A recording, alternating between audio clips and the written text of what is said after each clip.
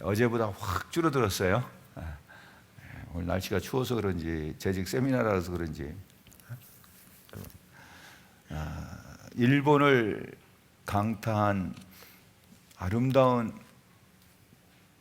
92세 아들의 권유로 시를 쓴 백세 시인 시바타 도요 할머니의 시를 제가 낭독해 드리겠습니다. 약해지지 마. 있잖아. 불행하다고 한숨 짓지 마. 햇살과 산들바람은 한쪽 편만 들지 않아. 꿈은 평등하게 꿀 수 있는 거야. 나도 괴로운 일이 많았지만 살아있어 좋았어. 너도 약해지지 마. 약해지지 마세요. 백세 할머니의 시예요. 비밀. 나 죽고 싶다고 생각한 적이 몇 번이나 있었어. 하지만 시를 짓기 시작하고 많은 이들의 격려를 받아 지금은 우는 소리를 하지 않아. 98배도 사랑은 하는 거야. 꿈도 많아. 구름도 타보고 싶은 걸. 인생이란 지금부터야. 그리고 아침은 반드시 찾아와. 그러니 약해지지 마. 난 괴로운 일도 있었지만 살아 있어서 좋았어.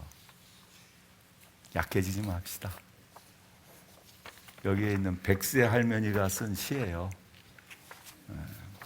우리가 살아있다고 하는 것만 해도 얼마나 감사한지 모르죠.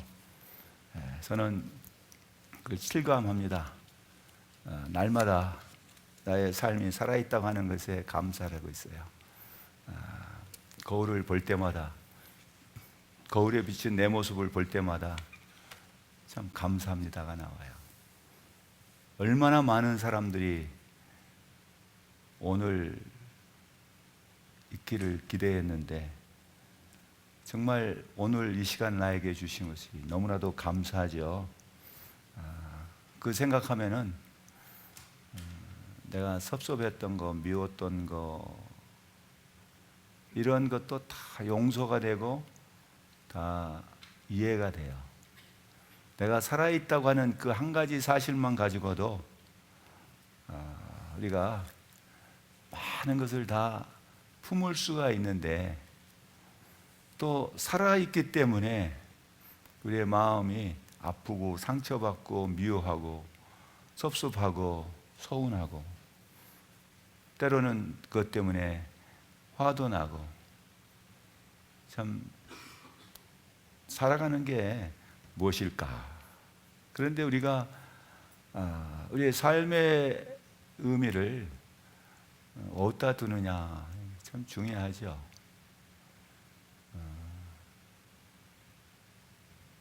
우리의 마음을 훈훈하게 해주는 이야기들은 이 시간에도 얼마든지 있습니다. 세상 속에는 우리를 실망시키는 일만 있는 게 아니라 보이지 않는 곳에서 아름다운 꽃을 피워가는 사람들의 이야기가 얼마든지 있어요. 그게 바로 여러분들의 삶이 되기를 바랍니다. 내가 주님의 은혜 안에 있을 때 내가 살아있다고 하는 그 한 가지만 가지고도 내가 감사할 수가 있는 겁니다. 그래서 오늘은 이 교회의 성도들 중에 재직으로서 또 우리가 어제 말씀에 중복되는 것도 있지만은 우리의 모습이 어떤 모습이 되어야 될까 하는 거죠. 여러분 1970년 이후에 한국 사회의 화두는 성장이었습니다. 또 한국 교회에도 이 성장이었고요. 그거는 미국도 마찬가지였어요. 그래서 제가 90년대에 번역을 하려고 했던 책 가운데 성공병으로부터의 자유라고 하는 그 책 제목이 있었어요. 세상에 있는 사람들은 모두가 다 성공하기를 바라죠. 성공이라고 하는 게 뭘까? 성공의 개념이 다양하지만은 사람들은 자기가 성공했다고 생각하는 사람보다 실패했다고 생각하는 사람이 참 많답니다. 여러분 이 시간에 한번 생각해 보세요. 내 인생을 나는 성공했다고 생각하는가? 나는 실패했다고 생각하는가? 오늘 저를 방문한 두 분의 목사님이 있었는데 제가 이제 존경하는 분들이었습니다. 그래서 물어봤어요. 어느 목사님? 그분의 제 죽음, 갑작스러운 죽음이 있었거든요. 작년에 한 4달 전인가? 그때 갑작스러운 죽음의 소식을 들었어요. 근데 아무리 생각해도 그렇게 빨리 죽을 사람이 아닌데 왜 이렇게 죽었을까?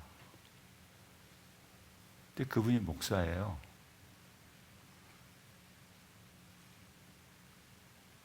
왜 죽었을까? 왜 스스로 죽음을 택했을까? 사람은 정말 삶이라고 하는 게요, 마음대로 풀어지지 않는 그런 어려움들 갖고 있는 것 같아요. 다른 사람은 이해할 수 없는 나름대로의 가장 큰 아픔들이 있는 것 같아요. 그래서 그거를 사람들은 해결하지 못하면은 실패라고 생각해요. 실패라는 개념과 함께 사람들은 자기의 생명까지도 아낌없이 버려버릴 수도 있어요. 실패라는 그게 들어오면은.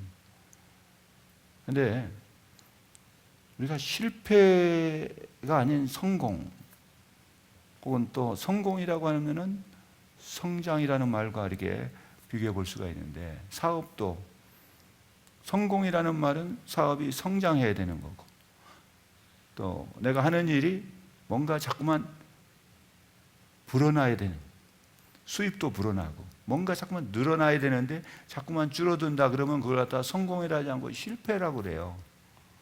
그러다 보면 거기에 대해서 사람들은 나는 내 인생이 왜 이렇게 점점 쪼그라지느냐, 그러면서 나는 실패하는 인생이 아닌가. 다른 사람들은 성공하는데 왜 나는 이런가? 비교가 또 되죠. 다른 집 아이는 이렇게 잘 되는데 또 우리 집 아이는 왜 이러냐? 그럼 나는 자녀 교육에서 실패했는가? 뭐 그럴 수도 있고요. 그게 70년대 한국 사회를 강타한 큰 화두가 성공과 함께 성장, 그 다음에 나온 것이 부자 되세요. 그게 아주 사회 전반적인 거였어요. 근데 목사들 가운데도 목회를 하다 보면은 이제 그러한 거죠. 자꾸만 비교가 되죠. 저 사람은 어떻게 해서 저렇게 큰 교회를 이뤘는가. 그래서 그 사람의 그 목회 어떤 설교, 그걸 갖다가 따라서 흉내냅니다. 그래서 한때는 그 라디오 그 설교 방송을 들으면은 비슷비슷한 목소리, 같은 목소리의 설교를 그냥 여러 군데서 들을 수 있었어요. 그래서 이분이 하도 유명하니까 방송 시간마다 이렇게 설교를 하는가 봤더니 나오면은 들어보면은 그 목소리의 주인공은 같은 사람이 아닌 거예요. 목소리는 다 거의 비슷비슷해요. 그런데 다른 사람들 목소리까지도 흉내를 내고, 목회 스타일도 이제 막 흉내를 내고, 심지어는 교회 이름까지도 흉내를 내요. 대한예수교 장로회 어떤 순복음 교회, 깜짝 놀랐어요. 대한예수교 장로회라고 써놓고 거기에다는 예를 들어서 아름다운 순복음 교회라고. 그게 도무지 왜 그런 이름을 붙였을까? 한때는 장로교에 붙이면은 교회가 성장했을 때는 장로교가 아닌 사람도 그냥 장로교라고 붙여놨어요. 그런데 순복음교회가 성장한다니까 대한예수교 장로회 어떤 순복음교회라는 간판이 내 눈에 들어오면서 한참 머리를 띵하게 만듭니다.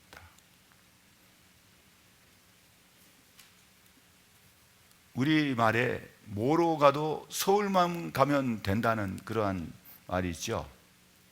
영어로는 그게 뭐냐면은 그대로 그걸 갖다가 영어로 하면은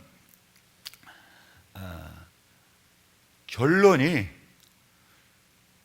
수단을 정당화시킨다는 거죠. 결론에 도달하면은 그 방법적인 거는 묻지 않는다. 방법이 잘했느냐 잘못했느냐는 결과에 따라서 달라진다. 그러니까 성공한 구테타라는 말이에요. 구테타가 성공하면 정의가 되는 거예요. 그래서 그러한 것이 사회에 많이 지금도 팽배해 있어요. 그런 것이 교회 안에 들어와요. 수단, 방법이 중요한 게 아니라 결과가 중요해요. 그러면서 교회가 양적으로 성장하기 시작했습니다. 그런 이후에 2000년 들어와서 소위 21세기가 되면서 교회에서의, 이 사회에서의 가장 중요한 화두, 주제가 뭐냐면은 성장에서 성숙으로 바뀌어졌어요. 성장이 아닌 성숙. 우리나라 경제가 급속도로 빠른 속도로 이렇게 성장이 됐는데 국민들의 기초 질서 의식, 그게 성숙하지 못해요. 그러다 보니까 아직도 우리나라는 선진국 대열에 들어가기가 어렵다고 하는 이유가 의식 수준이 성숙하지 못했다. 기초 질서가 성숙되지 못했다는 거죠.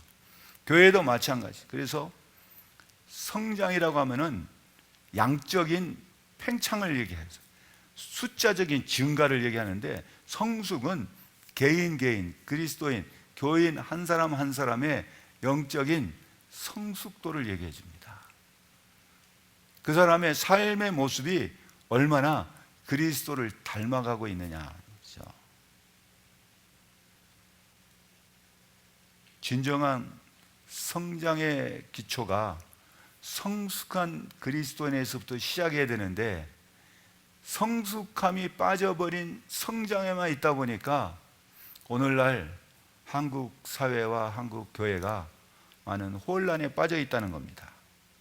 2005년에 한국 미래를 준비하는 모임이라는 교회 기독교 단체 한미준에서 한국 갤럽에 의뢰해서 교회 안팎에서 교회를 객관적으로 보는 그런 설문을 했어요.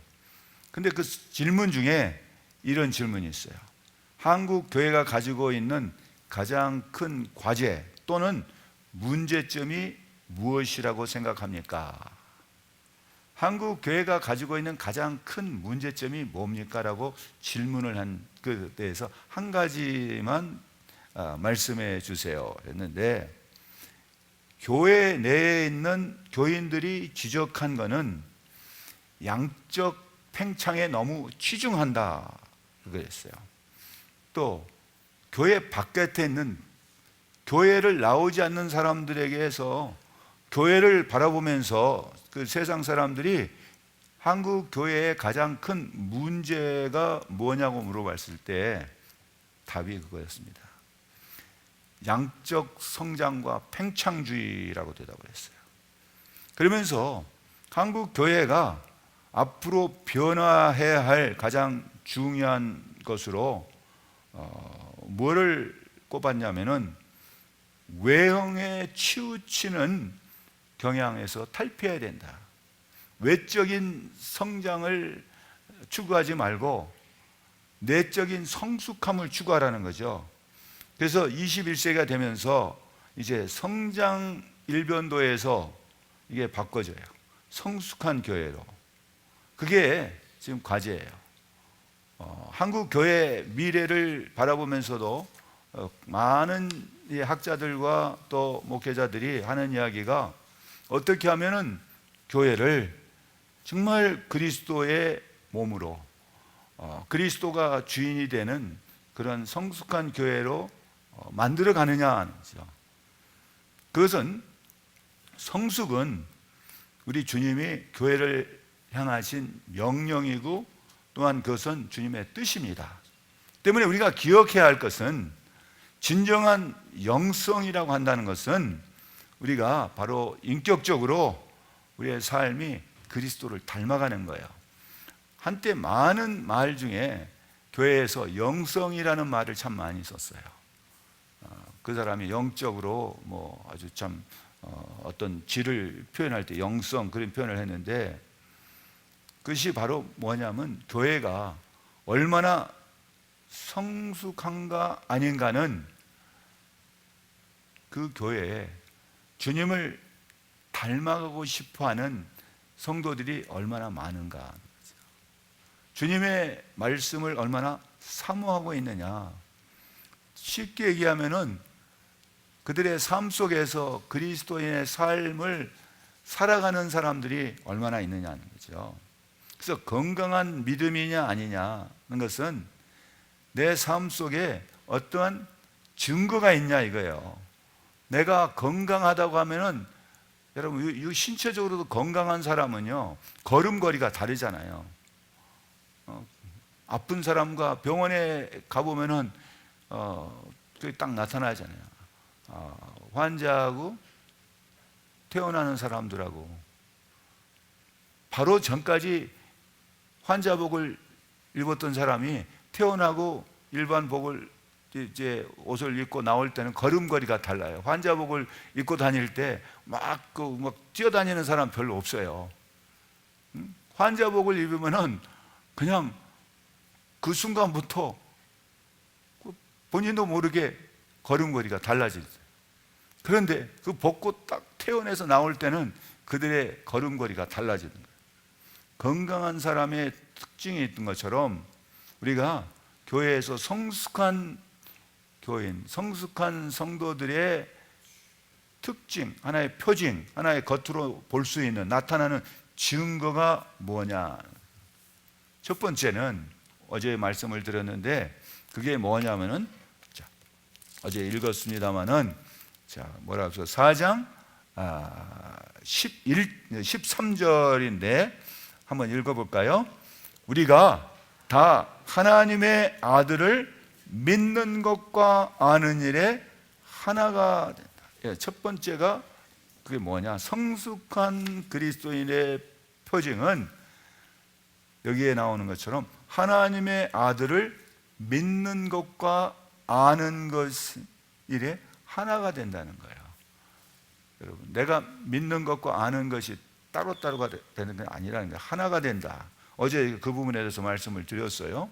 때문에 건강한 교회, 성숙한 교회의 증거는 바로 무엇이냐면은 본질적으로 예수 그리스도가 누구냐 하는 것을 믿는 것이 서로 같아야 돼요.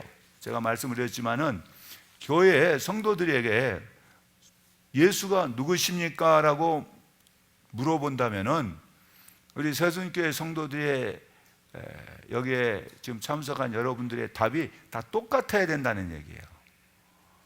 그렇지 않고 예수가 누구시냐라고 질문을 했을 때 답이 각자 다 다르다 그러면은 저는 참으로 악한 종이 될 수 있어요. 왜 그러냐면 잘못 가르쳤으니까, 잘못 예수 그리스도를 전했으니까요. 그러니까 예수 그리스도가 누구냐가 같아야 돼. 답이 뭐 100명 중에 100명이 다 같으면 얼마나 좋겠어요. 또 어떤 사람은 달리 생각할 수도 있겠지만은 같아야 된다. 그게 성숙한 교회의 모습이에요. 성숙한 교회가 되려면은 성도들이, 우리 새순교회 성도들의 답이 같아야 된다. 하나가 돼야 된다. 그리고 가서 예수 그리스도가 누구냐? 제가 이런 일이 있었어요. 제가 이제 가게를 할 때 가게에 오는 그 친구들이 멕시코 사람들이 참 여러 사람이 있어서 그 사람들하고 얘기하면서 이제 멕시코 스페니쉬를 좀 배우기 시작했습니다. 그래가지고서 스페니쉬를 배워서 그들에게 전도를 하려고 그랬는데, 그래서 뭐 하냐면은 너 예수를 처음에 아냐 그랬어요. 그랬더니 잘한다 그래요. 그럼 너는 근데 예수를 믿냐 그랬더니 나 그놈 안 믿는다 그래요. 그래서 깜짝 놀라죠. 너 예수를 그렇게 얘기하면 되냐 했더니 그 친구 아주 나쁜 놈이라고 막 이거. 그냥 왜 그런가 처음 잘 몰랐는데 보니까 이 멕시코 사람들의 이름 가운데는요 예수라는 이름이 참 많은 거예요. 예수를 스페니쉬로 헤수스라고 그러거든요. 유명한 권투 선수 가운데 멕시코 권투 선수 가운데 헤수스가 있었어요. 무패 그런 기록을 세웠던 유명한 권투 선수가 있었거든. 근데 이 친구의 옆에 자기하고 친한 친구가 이름이 헤수스야. 근데 이 친구가 자기한테 돈을 빌려가지고서 안 갚는데요. 그러니까 그놈 아주 나쁜 놈이라고 그런 거야. 예수 믿냐니까 그놈 못 믿을 놈이라 이제. 그러니까 그때 살았어요. 참 그것도 잘해줘야 되겠구나. 이름이 그런 이름을 쓰고 있어요. 근데 이름을 예수라고 지어줬을 때는 그 부모가 어떻게 해서 그 이름을 지어줬겠어요?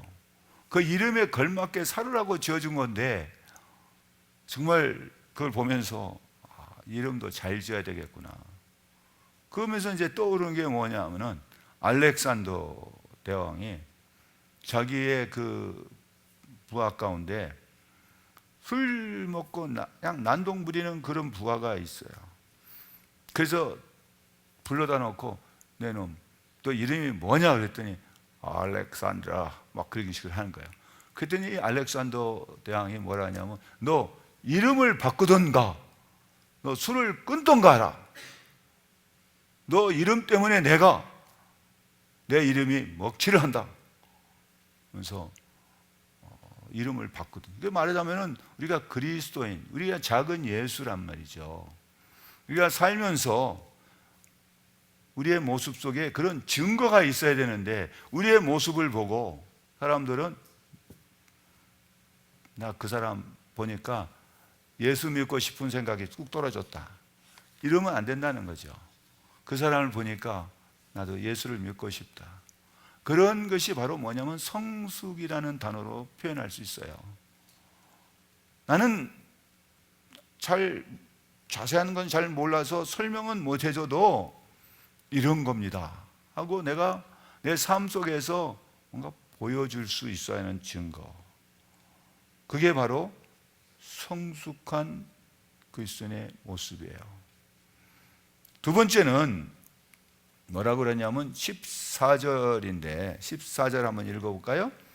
이는 우리가 이제부터 어린아이가 되지 아니하여 사람의 속임수와 간사한 유혹에 빠져 온갖 교훈의 풍조에 밀려 요동하지 않게 하려 합니다. 여러분, 여기에 어린아이하고 비교하고 있는 게 뭐냐면은 이제 요동이라는 말이 있어요.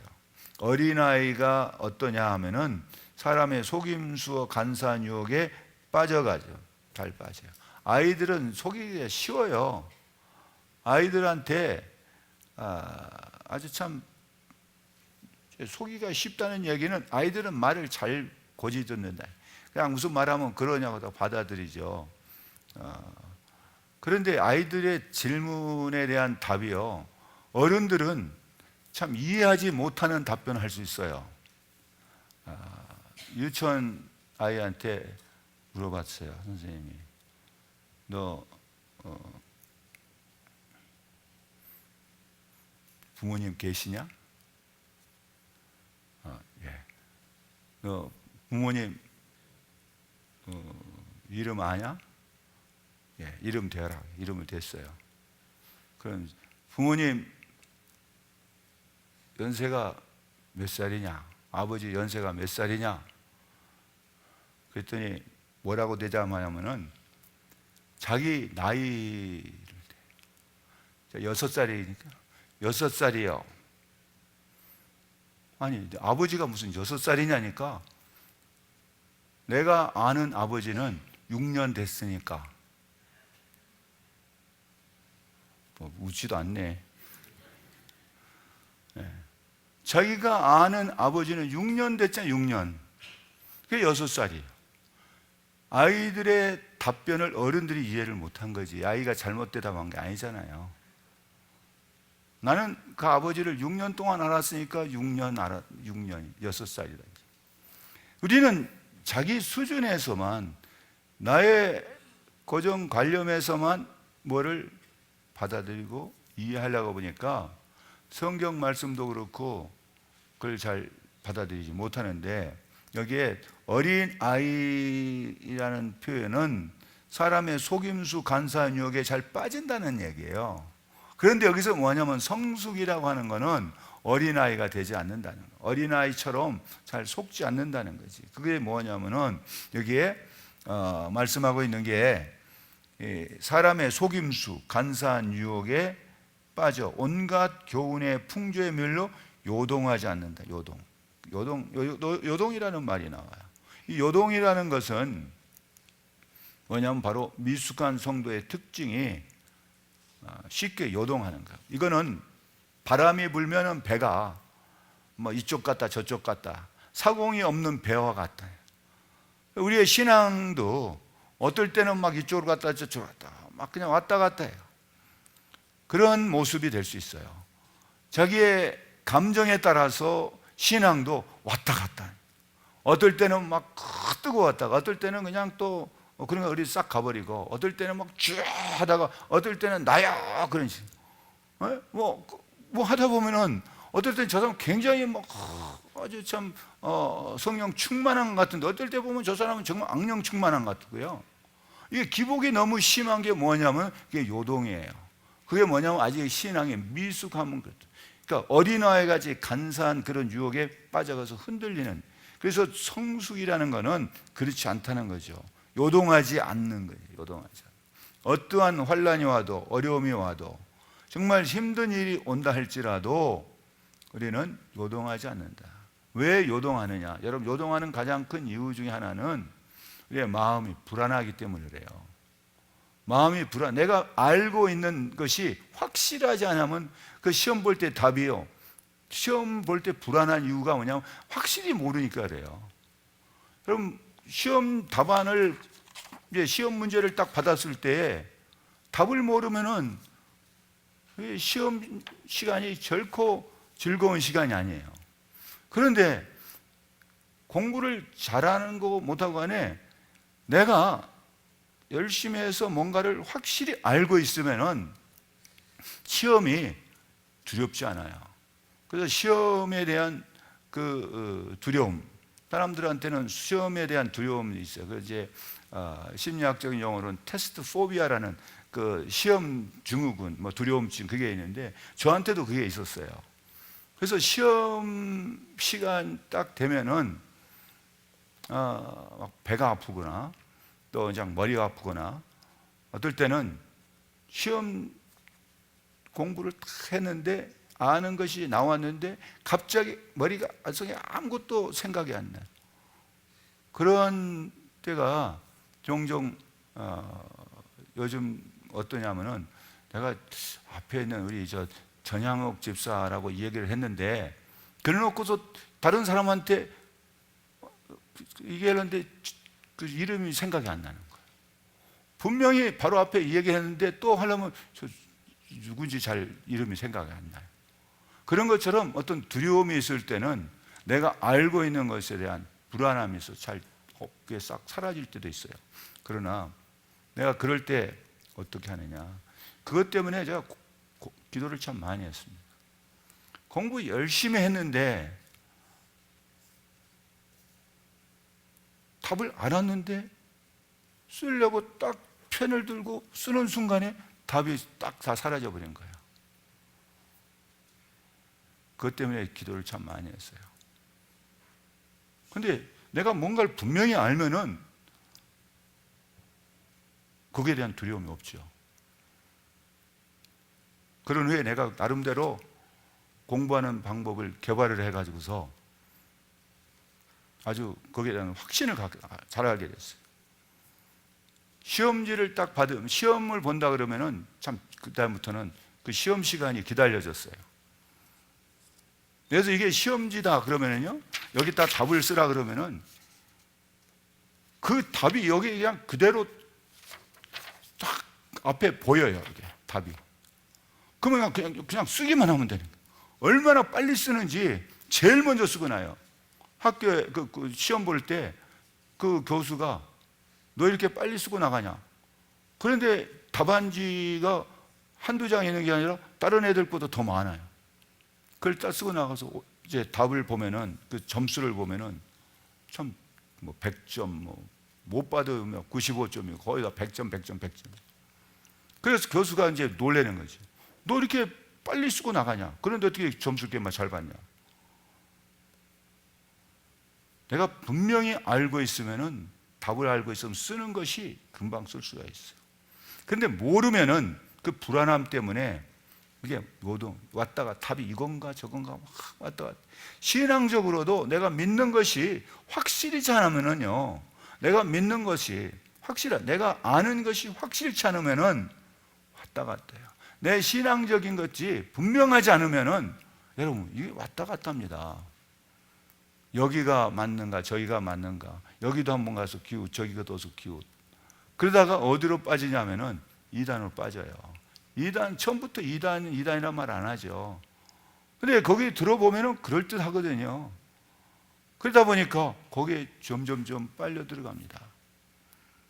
그래서 그런 사람을 거기 잘못됐다, 그것이 잘못됐다 아무리 얘기해줘도 그때는 그게 맞다는, 그게 이제 두뇌 세척이 되다 보면은 거기서 빼내오기가 어려워요. 그래서 우리가 아까 믿는 것과 아는 것이 얼마나 중요한지 몰라요. 그래서 교회에서 저는 그런 얘기 하죠. 여러분, 교회 바깥에서 뭐 공부한다 어쩐다 하는데 정말 조심해야 돼요.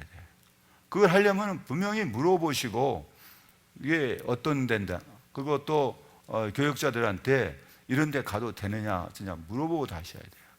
요즘은요, 그 유사하게 이름을 근사하게 만들어 가지고서 현혹시키는 그런 것들이 너무나도 많아요.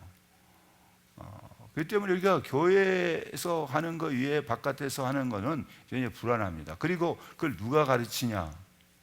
검증되지 않은 사람들, 그리고 어떤 체계적인 신학 교육을 받지 않고 그렇게 해서 뭘 가르치면은 한순간에 삐끄덕하면은 완전히 딴 길로 가버려요. 그래서 우리가 믿는다고 하는 것도 아는다고 하는 것도 분명하고 확신을 가져야 된다. 그게 바로 성숙한 그리스도인의 모습입니다. 우리가 하나님 앞에서 정말 흔들리지 말아야 돼요. 뿐만 아니라 이 요동하지 않는다는 것은 뭐냐면은 디모데후서 1장 7절을 보면은 하나님에게 우리에게 주신 것은 두려워하는 마음이 아니요 오직 능력과 사랑과 절제하는 마음이 그랬어요. 근데 이거를 옛날에 이제 지금 성경에는 절제하는 마음이라는데 과거에는 그러다 이제 요동이라는 말로 그걸 갖다가 했어요. 그것은 뭐냐면은 자기 자신을 스스로를 훈련한다는 거예요. 내 자신을 훈련시킨다 그 말이고요.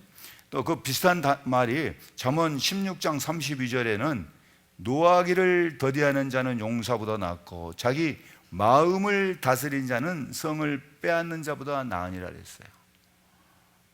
자기 마음을 다스린다. 여러분, 마음을 다스리는 것이 얼마나 어려운지 몰라요. 내 마음을 다스린다고 하는 것은 내가 어떤 부분에 있어서 확신을 갖고 있으면 마음을 다스려 줄 수 있어요. 근데 불안하기 때문에, 뭘 잘 모르기 때문에, 내가 아는 것이 확실치 않기 때문에, 내가 가지고 있는 것이 부족하기 때문에, 내가 가지고 있는 그런 지식, 뭐 소유, 뭐 물질, 뭐 시간, 뭐 모든 건강, 이런 것들이 부족하면은 흔들릴 수밖에 없습니다. 그런데 그 어떤 것보다 우리가 예수 그리스도를 아는 지식, 예수 그리스도가 누구냐, 예수 그리스도를 믿는 믿음, 이것이 분명하고 확실해야 돼요. 그래서 우리의 믿음이 굳건한 반석 위에 서 있을 때 흔들리지 않은 겁니다. 사랑하는 성도 여러분의 믿음이 정말 흔들리지 않는, 하나님 앞에서 오직 주님을 바라보면서 굳건한 반석 위에서는 2017년이 되기를 바랍니다. 끝으로 15절 보시면은 뭐라고 얘기하고 있는가 봅시다. 오직 사랑 안에서 참된 것을 하여 범사에 그에게까지 자랄지라. 그는 머리니 곧 그리스도라.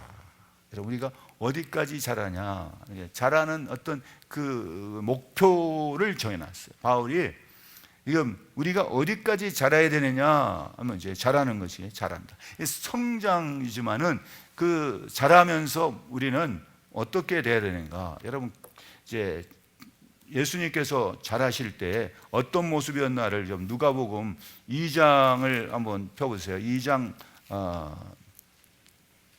누가복음 2장 펴셔서 맨 마지막 절 52절을 한번 보세요. 누가복음 2장 52절 뭐라고 하는가?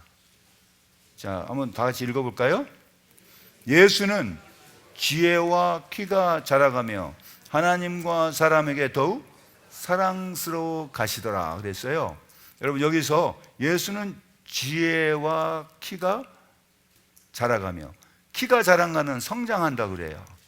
지혜가 자라는 것은 성숙이라고 할 수 있어요. 그런데 여기에 하나가 더 붙죠. 하나님과 사람에게 뭐요? 더욱 사랑스러워 가시더라. 우리에게 필요한 게 바로 이겁니다. 성숙한 그리스도인들은 어떤 모습이 되어야 되느냐 하면은 그 하나님의 사랑 받는, 사랑 안에서라는 표현. 내가 어디 안에, 내가 뭘 받느냐, 내가 예수 그리스도를 아는 그 지식만이 아니라 하나님 안에서의 그 사랑 안에서, 그 사랑 안에서, 오직 사랑 안에서라는 말을 여기서 하고 있어요.